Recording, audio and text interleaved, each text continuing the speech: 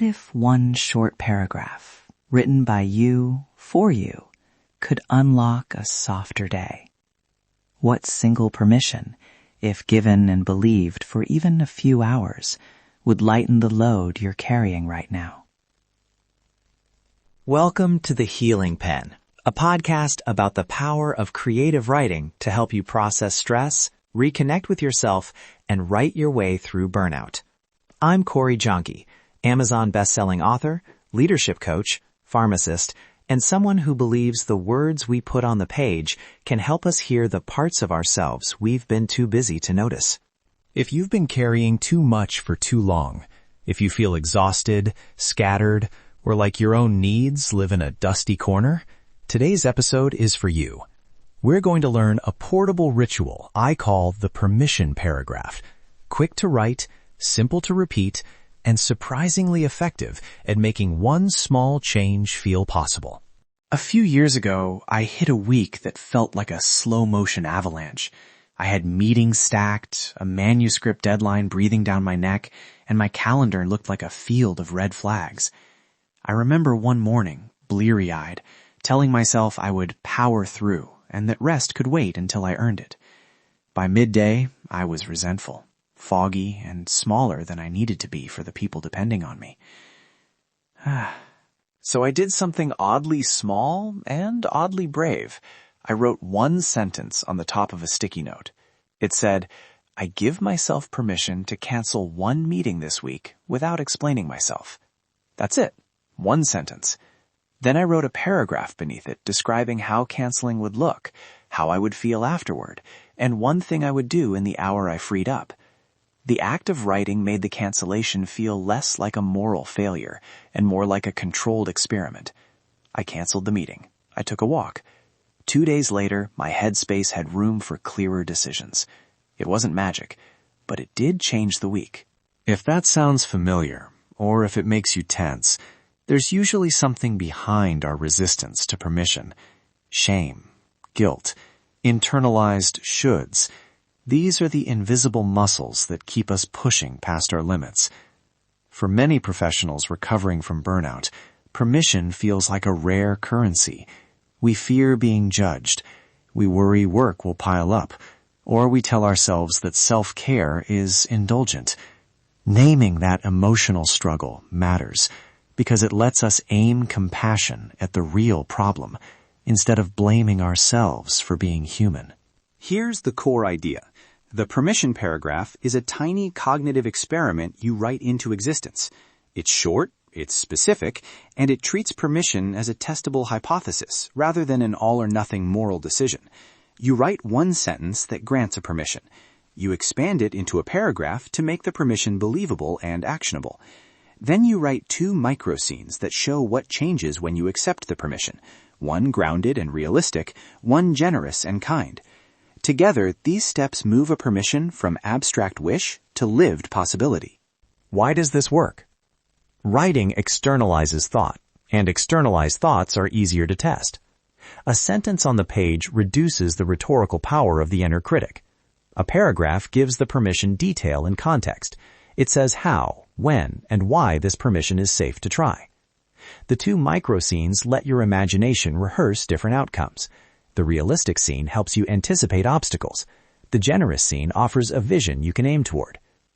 Over time, small permissions add up and change your default assumptions about what you deserve. Okay, let's practice. You'll need a pen and paper or a document open on your phone. If anything feels intense or overwhelming during this exercise, pause, take a breath, and come back later. This is an exploration, not a therapy session. Step 1. Write a one-sentence permission. Keep it small and concrete. Examples. I give myself permission to step away from email for 1 hour this afternoon, or I give myself permission to say no to an extra task this week. Make it something you could actually try in the next 24 hours. Set a timer for 60 seconds and write that sentence now. Great. Step 2. Expand that sentence into a short paragraph, 3 to 5 sentences, that makes the permission believable. Describe where you'll do it, who might notice, and one small boundary that will keep the experiment safe. For example, I will close my work email from 1 to 2 p.m., set my phone on silent, and let my team know I'll respond after 2. During that hour, I'll take a walk or rest on the couch. If an urgent message arrives, I'll check after the hour, unless it's labeled urgent. Spend 2 to 3 minutes on this paragraph. I'll wait. Step 3. Write 2 micro scenes. Scene A, the believable scene. Write a short moment that shows the permission being tested and what likely happens. Maybe you feel awkward, maybe an email still pings, but you notice you can tolerate a small consequence. Scene B, the generous scene. Write how the same permission might look in its best light. Maybe you finish your walk and feel clearer. Maybe your afternoon goes smoother. Give each scene 3 to 5 lines. Spend 3 to 5 minutes on both scenes combined. Set a timer and go. If you find perfectionism showing up, writing tidy sentences, editing as you go, give yourself permission to be messy. The point isn't a beautiful page. The point is movement. If strong emotions come up, put the paper down, breathe, and if you need a pause, step away. This practice is small by design, so you can return to it often. A few variations. Make the permission 10 minutes instead of an hour. Write a permission to delegate rather than decline. Or write a permission that reframes an internal demand. I give myself permission to be curious rather than critical, and watch how that changes your inner tone. And if you like structure, use my printable permission paragraph template at CoreyJanke.com to guide the steps. Quick recap. 1 sentence permission. Expand into a paragraph so it's believable. Then write 2 micro scenes. 1 realistic, 1 generous. Try the experiment. Notice what changes, and treat the result as data, not a verdict on your moral worth. You don't need perfect words. You need honest ones. Small permissions, repeated, create larger shifts. If you try this and it makes a difference, great. If it feels awkward, that's fine too. Keep experimenting. The permission paragraph is a portable practice you can repeat in 5 minutes before a meeting, at the start of a weekend, or whenever you feel stuck.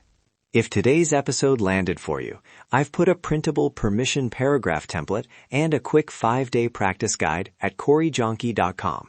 Visit the site to download those resources and to find more prompts you can use when burnout starts to feel familiar. Before you go, here's your reminder. You do not have to have everything figured out to begin healing.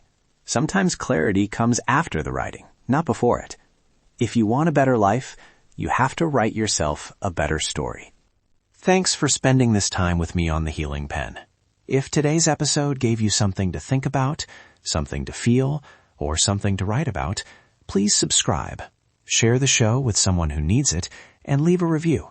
That helps more people discover this space and begin their own journey back to themselves.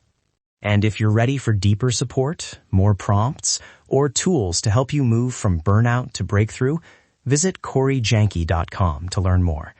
Until next time, take a breath, pick up the pen, and trust that even a few honest words can begin to change the story. I'll see you next time on the Healing Pen.